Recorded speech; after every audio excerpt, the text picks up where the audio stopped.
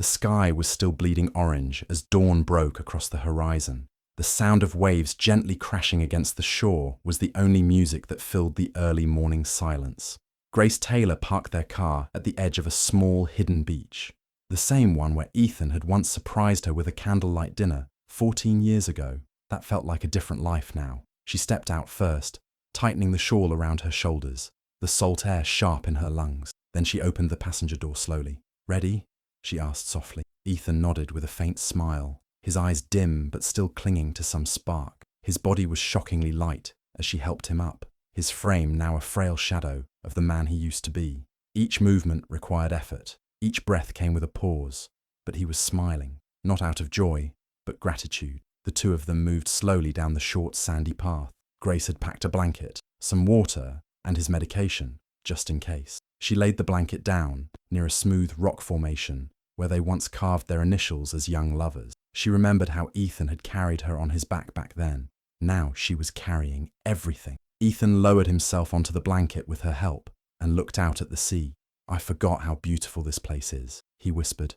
"You asked for it," she replied, brushing sand off his sleeve. One last morning at the beach, they sat in silence for a moment, the kind that feels both heavy and fragile. Ethan reached out and held her hand, his grip loose but warm. "Grace," he said suddenly, his voice thinner, like it was borrowed from the wind. Before I go, there's something I need to tell you." She turned to him, instantly alert. His face looked different now, no longer peaceful, but haunted. "What is it?" she asked, her voice low, bracing for pain she couldn't yet name. "I should have told you years ago. I didn't know how, but before I die, you deserve to know the truth." Grace's heart skipped. Her pulse began to rise. "Ethan, what are you?" But he didn't answer. His body shook, then doubled over in a violent cough that stole his breath. His hand clutched at his side. Grace reacted instantly, reaching into her bag for his medication, opening the bottle with trembling fingers, placing a tablet under his tongue and helping him lean back. His eyes fluttered, and slowly, the coughing subsided. He laid back on the blanket, breathing in labored gasps. Grace knelt beside him, her mind racing, but he didn't speak again. He just looked at her, full of something between sorrow and relief. And just like that, the moment was gone. But the words he never finished hung in the air, heavier than the sea mist around them. She stared at him, unsure if she should be angry or afraid. What had he tried to tell her? And why did it feel like whatever it was would change everything? A year ago, Grace and Ethan Taylor were the kind of couple people admired. 14 years of marriage, high school sweethearts who had grown up side by side, no children, by choice. They were each other's world. They lived in a modest 2-bedroom home in a quiet suburb of Atlanta. Ethan taught English at the local high school, and Grace ran a baking business from home. Her red velvet cupcakes were known on their street as little miracles. Their life was simple, predictable, safe. But under that surface, the cracks had started forming. Ethan had become more withdrawn in recent years, quieter, lost in thought, often distracted. He'd come home from work tired, uninterested in conversation, and increasingly short-tempered. Grace assumed it was job stress or burnout. Teaching had always been demanding, and budget cuts had only made things harder. She tried not to take it personally. Still, she missed him, the version of him that used to bring home flowers just because, or wake her up on weekends with breakfast in bed. Then came the collapse. It happened during a school field trip to a local museum. Ethan had been supervising a group of 9th graders when he fainted. Tests followed, scans, and then the call Grace would never forget. Stage 4 pancreatic cancer. The words fell like a trapdoor beneath them. From that moment on, nothing was the same. Grace shut down her baking business within 2 weeks. She had no choice. Ethan needed around-the-clock care. She emptied their savings, fought with insurance companies, and watched their once stable world erode into a life ruled by medications, hospice visits, and hospital parking lots. Friends faded away. Some didn't know what to say. Others simply couldn't handle the weight of grief that clung to her like a second skin. Now, 1 year later, she could barely remember what her old life felt like. She bathed Ethan. She fed him. She read to him when he was lucid, and held him through the nights he couldn't stop shaking. But even in the most tender moments, she felt distance, like he was drifting further and further from her, not just in body, but in soul. His behavior had grown strange in recent months. Sometimes he was sweet, like the old Ethan, reaching for her hand, whispering that she was the only thing that ever made him feel safe. Other times, he was almost unreachable, cold, eyes staring off into nothing, muttering things that made no sense. Worse, he began receiving letters, plain white envelopes, always addressed in neat, unfamiliar handwriting. They arrived every few weeks, always at odd hours, and he would never let her see them. The first time she asked, he simply shook his head and tucked the envelope under his pillow. "They're nothing," he'd said too quickly. Once, she found one torn in half in the bathroom trash, but the writing was smeared from water. Another time she heard him crying in the middle of the night. When she crept into the room, he was asleep, or seemed to be. He was mumbling through a dream, his voice weak but distinct. "Rachel, I'm sorry. I should have told her.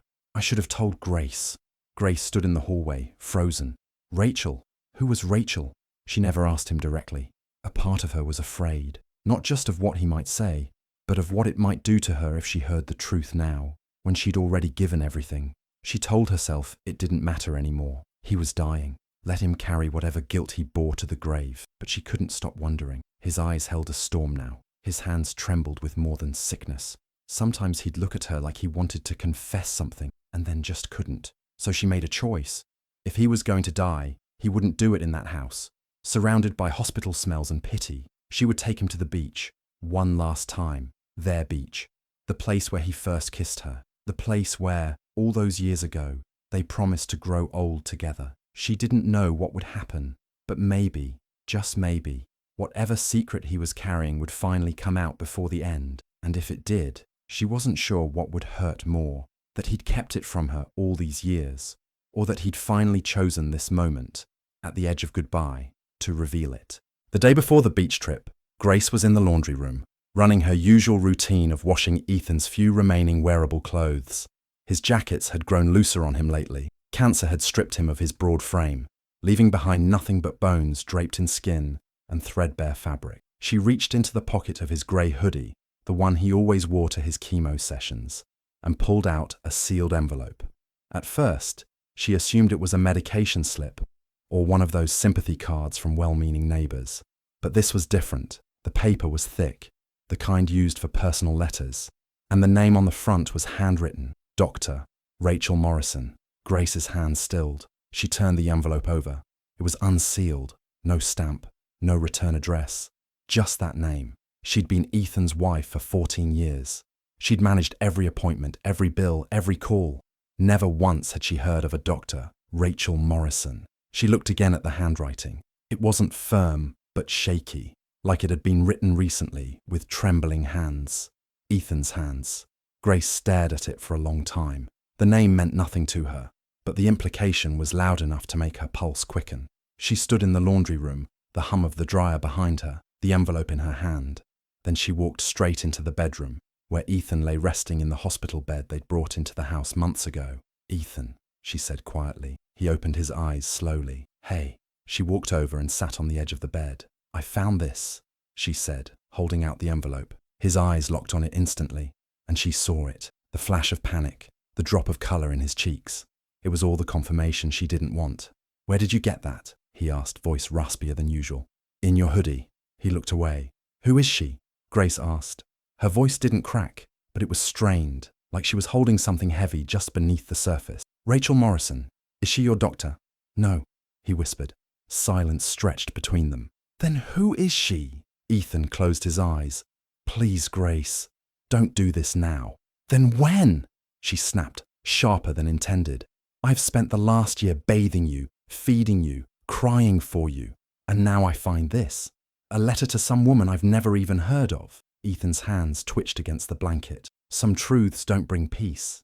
They only open wounds." She blinked. "So you'd rather take them to your grave?" "I didn't want you to hurt more than you already are," he said. His voice was calm, but each word came with weight. "I made mistakes. I regret them every day. But if you can find it in your heart, just take me to the beach tomorrow. Please, let me have that. Then I'll tell you everything. No more secrets." Grace stood up slowly, the letter still in her hand. She looked at him, not the man in the bed, but the man she remembered. The man who once wrote her poetry on post-its, who taught her how to parallel park in an empty school lot, who held her through 2 miscarriages and never blamed her. That man and this man, they weren't the same anymore, but somehow they still were. Her voice, when she finally spoke, was quiet. "You swear you'll tell me everything tomorrow?" He nodded, eyes glistening. "I promise." She placed the envelope on the nightstand beside him and walked out of the room, unsure what she feared more, the truth he was hiding, or the kind of love that would make her forgive him anyway. The morning sun painted the ocean gold as Grace carefully parked the car near the dunes. Ethan sat beside her in the passenger seat, frail and quiet, his fingers twitching with nerves.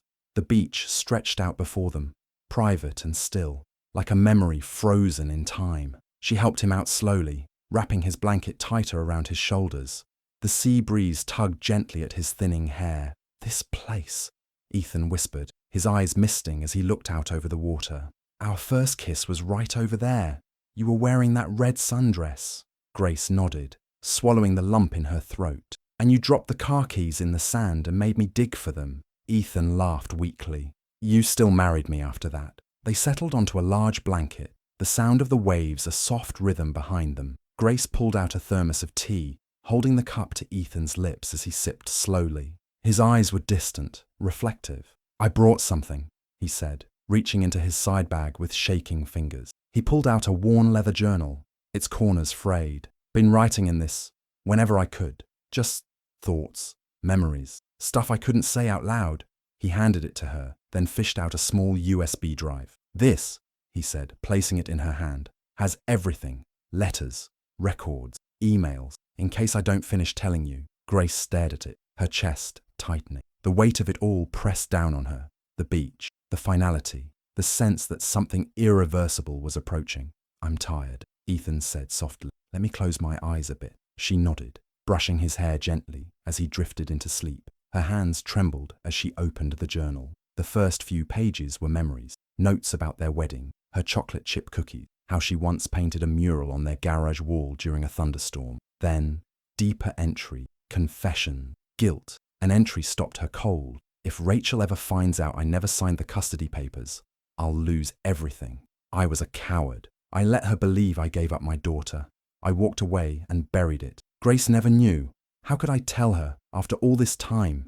Grace's breath caught. She stared at the words, reading them again and again. Rachel, daughter, custody. The pages trembled in her hands as her reality bent under the weight of the truth. Ethan had a child, and he'd kept it hidden for 14 years. A daughter, a whole human being he never told her about. A lie so big, so quietly placed beneath the floorboards of their life, that now the ground beneath her felt hollow. She looked at him, eyes closed, chest rising and falling in shallow breaths.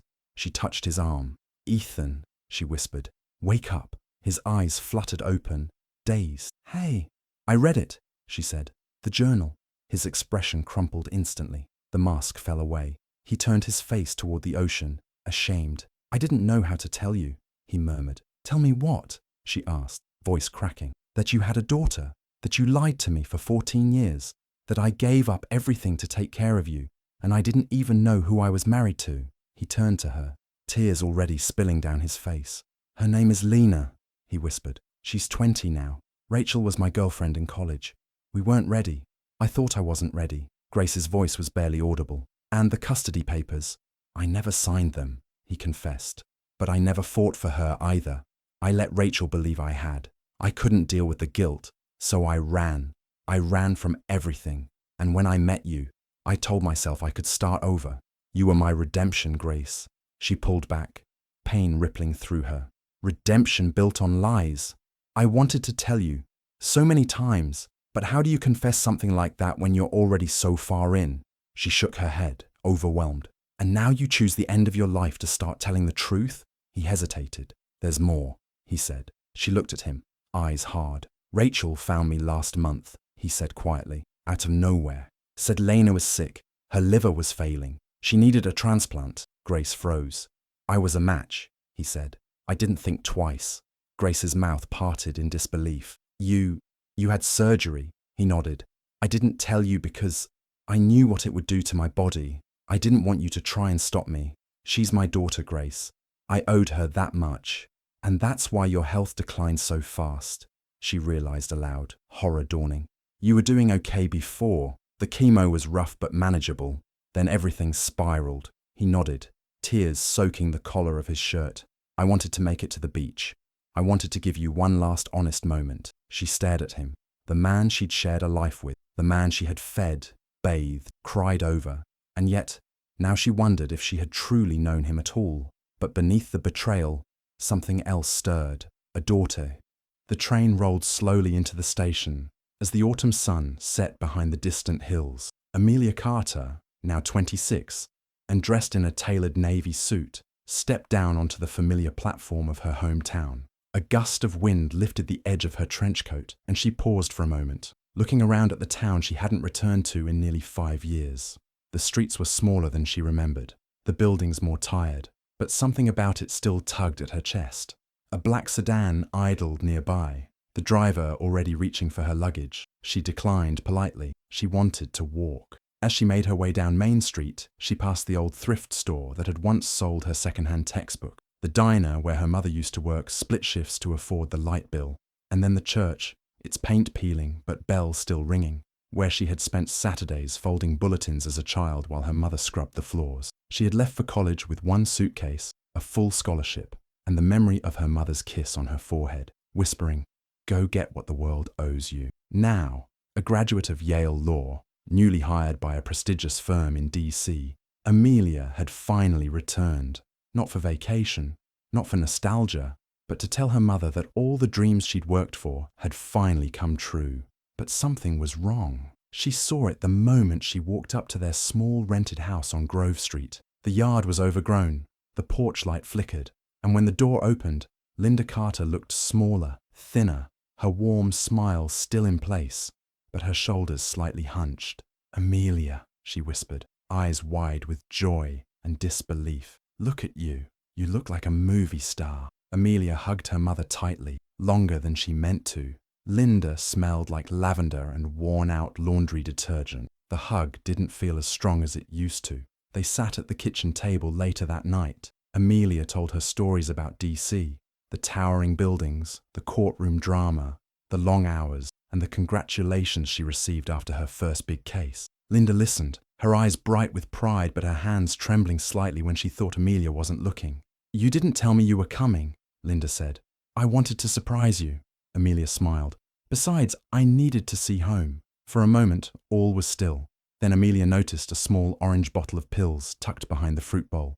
Her smile faded. She picked it up and read the label. "Mum, what's this?" Linda reached for the bottle quickly, too quickly. "Oh, that? It's just something the doctor gave me for my joints. Nothing serious." Amelia didn't believe her. The label read, Leprolide. She had seen that name before in one of her firm's pro bono cases. It wasn't for joints. Later that night, after Linda had gone to bed, Amelia went through the stack of unopened mail sitting on the counter. Doctor's notices, late bills, a hospital invoice marked final notice. One stood out, an oncology clinic report. Her breath caught. She sat down, shaking. The next morning, Amelia didn't say anything at first. They ate breakfast, oatmeal with cinnamon, like old times, but her mother could sense it. "You know," Linda said softly, spooning her cereal, "I always meant to tell you. I just didn't want you to worry. You were doing so well, and I was so proud." Amelia looked up, her eyes filled with tears. "Mum, how long?" 2 years since the diagnosis," Linda said quietly. "Stage 3 ovarian. I've been doing treatment, but it's getting harder. I didn't want to distract you. You're all I've ever had," Amelia whispered. "You don't get to protect me from this. I could have been here and missed all you've worked for." Linda shook her head. "No, baby. That's not how this works. You're my legacy. You're my win." Amelia stood and walked over, kneeling beside her mother. "Then, let me be yours now. Let me take care of you." Linda touched her daughter's face. "You already have." Later that week, Amelia made a decision. She turned down a promotion at the firm. She took a leave of absence and moved her mother into a small apartment near a private oncology center. She hired a home nurse and started managing her mother's treatments. But Linda's condition was worsening. One night, as Amelia read a medical report by her desk, her mother came into the room. "You remember those gold earrings?" she asked softly. Amelia turned. "Of course. You sold them for my school uniform. I still dream about them." "I didn't get to tell you," Linda said, opening her hand.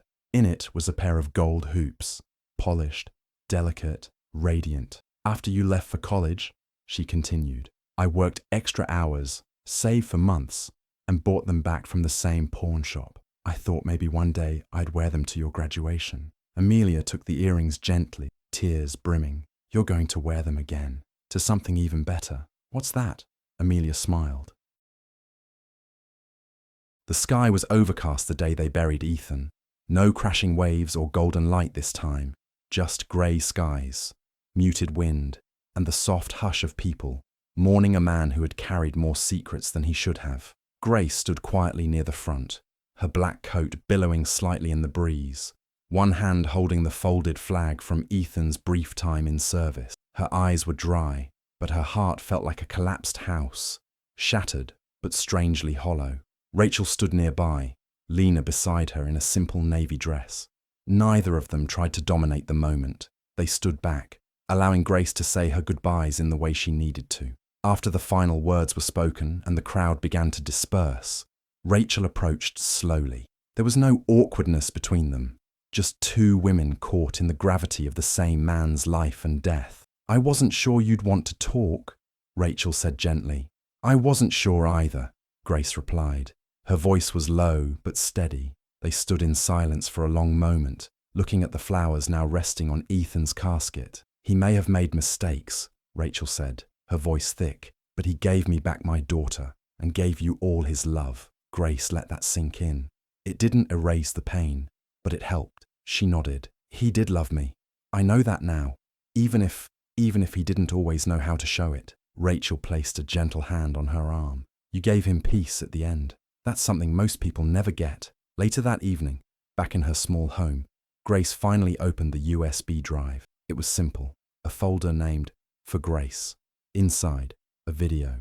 Ethan, frail and pale, but trying to smile at the camera. If you're seeing this, he said, then I'm gone.